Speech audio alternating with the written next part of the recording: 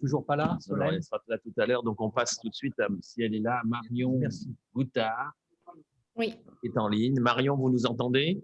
oui, tout à fait. Eh bien, on va donner donc la parole à Marion Goutard pour nous présenter une mise au point d'un protocole de perfusion simplifié pour la préservation ex vivo des membres pendant 24 heures dans un modèle de transplantation chez le porc.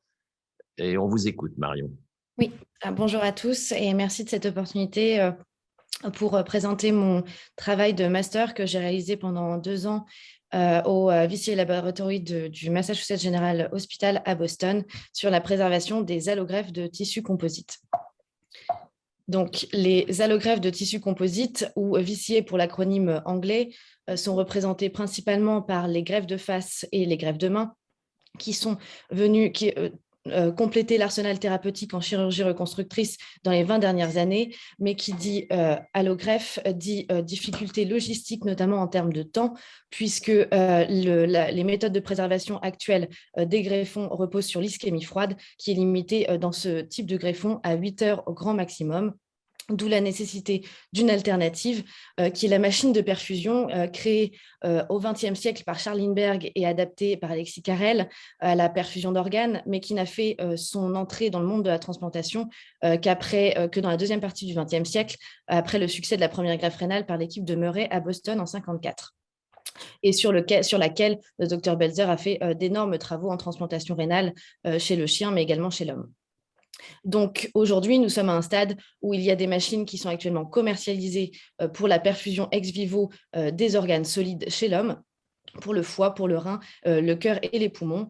Le but de mon travail était d'adapter et d'optimiser cette machine pour les greffons de tissus composites, pour en améliorer la qualité de préservation, mais également la durée, puisque 8 heures est trop court pour les logistiques de transplantation, notamment pour ces greffes exceptionnelles. Donc, la première partie était le prélèvement d'un vicié porcin sur un membre postérieur. La deuxième consistait à perfuser en ex vivo à une température ambiante pendant 24 heures ces membres à l'état viable, ce qui a nécessité un certain nombre d'optimisations du protocole et de la machine. Et enfin, de vérifier la viabilité de ces greffons préservés en allotransplantation hétérotopique en suivant le cochon receveur pendant 14 jours. Donc, la première étape d'optimisation a été assez challenging puisque je suis partie d'une machine qui était présente dans le laboratoire pour la perfusion ex vivo de foie de rat, mais qui ne correspondait pas effectivement aux besoins métaboliques des viciés, notamment sur le type d'oxygénateur qui ne permettait pas une bonne oxygénation du perfusage. Je suis donc passée sur un oxygénateur à membrane creuse qui permet une augmentation de la surface de contact et une meilleure oxygénation.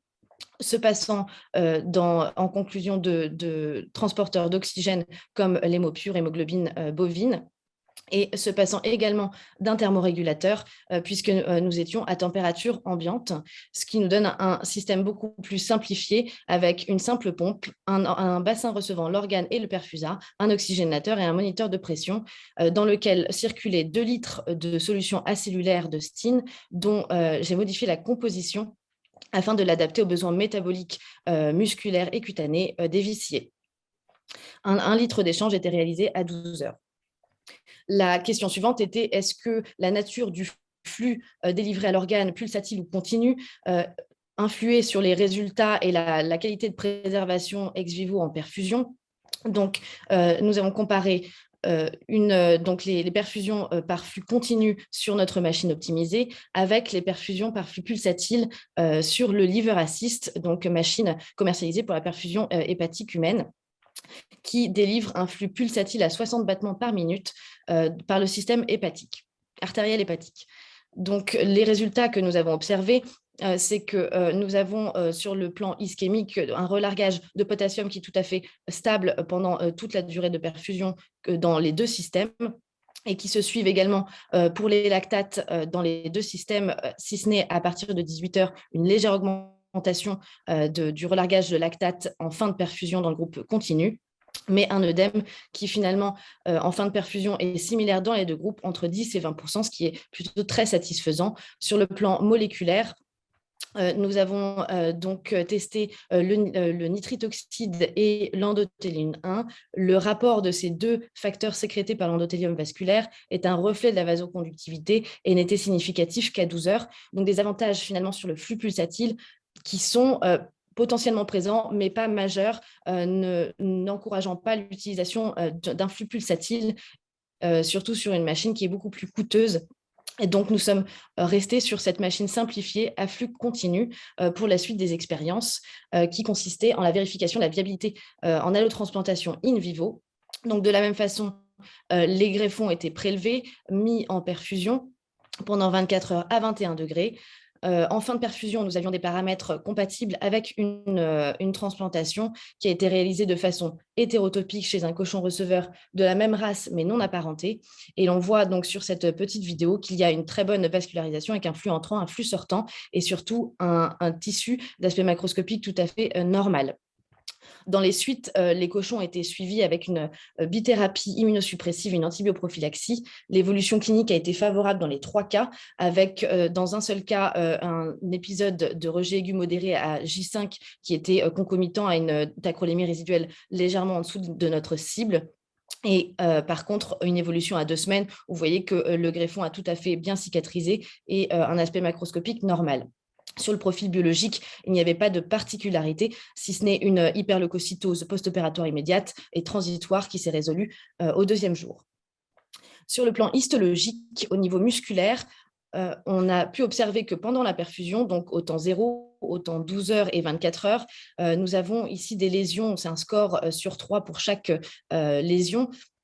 Et donc, il y a beaucoup d'œdèmes dès le départ liés à l'intervention chirurgicale, mais des lésions des myocytes qui ne s'aggravent pas tant que ça, puisque le score final ne bouge pas entre 12 heures et 24 heures. Mais surtout, l'important, c'est que lorsque l'on retransplante en in vivo, les biopsies faites 1 heure après la revascularisation dans le cochon receveur montre une diminution drastique des lésions et à 14 jours, une absence de lésions, si ce n'est un léger œdème interstitiel résiduel au niveau musculaire. Donc ici, la photo du transplant explanté à J14. Et en histologie, une peau d'aspect tout à fait normal, le muscle également, avec ce léger œdème interstitiel et un réseau vasculaire qui est d'architecture normale également. Donc, en conclusion, nous avons mis au point un système de perfusion qui est simplifié puisqu'à température ambiante et rentable, très peu coûteux, qui nous a permis de faire beaucoup d'expériences, ce qui n'est pas beaucoup encore publié dans les littératures, puisque les greffes de tissus composites sont encore assez rares et récentes. L'important, c'est qu'également, nous avons énormément travaillé sur l'optimisation d'une solution de perfusion pour respecter les besoins métaboliques très particuliers des viciés. Les limites, c'est qu'effectivement, nous sommes sur un modèle non fonctionnel, donc nous n'avons pas la régénération nerveuse ni la fonction musculaire. Mais enfin, les résultats histologiques sont très encourageants et cliniques également. Il s'agit d'une innovation qui finalement n'est pas si récente puisque la machine de perfusion est ancienne, mais son application dans les viciés est vraiment au cœur du sujet en ce moment. Et donc, il s'agit d'une technologie en développement, même si donc, ce sont des greffes encore exceptionnelles. Il y a quelques équipes, 2 équipes au monde qui ont réalisé des perfusions sur des membres humains. Bien sûr, tout ça est encore au stade expérimental. L'application la plus proche aujourd'hui de la machine de perfusion sera l'utilisation de la machine de perfusion en perfusion in vivo de lambeaux libres pour les pertes de substances extrêmement complexes de patients radiothérapiés ou dont le réseau vasculaire est très calcifié et où nous sommes en impasse thérapeutique sur la réparation des tissus mous. Et c'est ce qu'a fait une équipe allemande en adaptant un système d'ECMO. Et c'est un projet sur lequel j'ai travaillé avec le professeur Lantieri et le docteur Lelouch pour l'application à un PHRC cette année. Et projet sur lequel je vais réaliser ma thèse de science afin de développer cette machine de perfusion dans le domaine clinique. Je souhaite remercier. Merci. Je souhaitais juste remercier l'équipe de Boston et l'équipe de Paris avec qui nous travaillons encore de façon très conjointe. Il y a une question, j'entends qu'il y a une question peut-être sur le chat ou non? Si.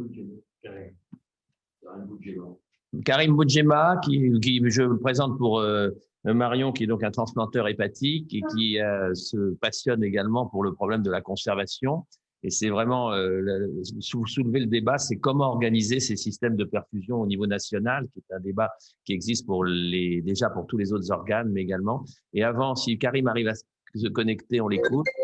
Oui, Ligne. oui, bonjour, je suis connecté. Bonjour Madame Goutard. Bravo pour ce travail très important. Je mesure le temps que vous avez dû passer au laboratoire pour le faire. On regrette bien sûr qu'il n'y ait pas plus d'animaux dans le groupe que vous analysez et qu'il n'y ait pas de contrôle pour pouvoir comparer vos résultats. Alors, nous, on perfuse les foies, mais on se heurte au monitoring de l'oxygénation des tissus. Donc, vous perfusez, vous chargez en oxygène, vous montez à des PO2, donc des pressions d'oxygène dissous de l'ordre de 300, j'imagine, ou 200, 300. Mais est-ce que vous avez analysé les conséquences tissulaires de cette oxygénation? Mesure de l'ATP, mesure de l'activité mitochondriale, mesure de la tension en oxygène des tissus pendant la perfusion? Oui, alors donc effectivement, il n'y a pas encore les contrôles puisque c'est un travail que j'ai réalisé sur 2 ans et c'est qu'à la fin qu'on a pu commencer à transplanter après optimisation des systèmes de perfusion. Les contrôles vont être réalisés en janvier par l'équipe suivante.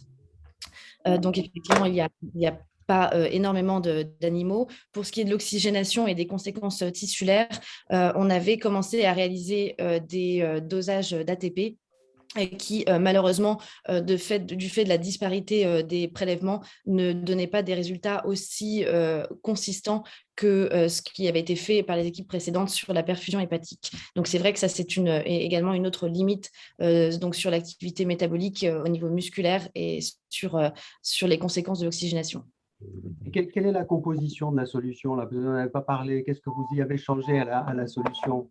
Alors, nous avons changé le type d'albumine, puisque dans la solution de Stine, c'est une albumine humaine. Nous sommes passés à l'albumine bovine et nous avons augmenté la concentration qu'on a passé à 15% au lieu de 7%. Donc, nous avons doublé la concentration d'albumine afin d'avoir une meilleure pression oncotique et surtout, nous avons rajouté du dextran pour ajouter un effet endothélial protecteur sur la membrane cellulaire. Est-ce que, pour conclure et pour rejoindre l'idée de Bougema, et c'est une idée en vogue pour quelqu'un qui n'est pas transplanteur, mais on en entend beaucoup parler, est-ce que l'apport d'hémoglobine, comme les fameuses hémoglobines macromoléculaires des vers marins, pourrait amener quelque chose? Juste pour conclure et pour faire une note d'espoir supplémentaire. Oui, tout à fait. Alors effectivement, ça fait partie des projets qui sont en cours de tester les transporteurs d'oxygène comme l'hémoglobine de vers marin, qui est utilisée dans certains pays. Carrière et poursuivez. Et merci Karim de ton intervention.